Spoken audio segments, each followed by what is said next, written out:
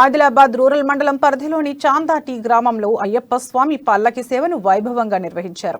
బెల్లూరి అయ్యప్ప ఆలయ ప్రధాన పూజారి మూర్తి గురుస్వామి నేతృత్వంలో సాయి దూబే పూజలు నిర్వహించి పల్లకి సేవలు ప్రారంభించారు. గ్రామంలోని వీధుల గుండా కన్నుల పండుగగా ఈ పల్లకి శోభాయాత్ర కొనసాగింది. గ్రామ మహిళలు హారతులతో పల్లకికి స్వాగతం పలికారు.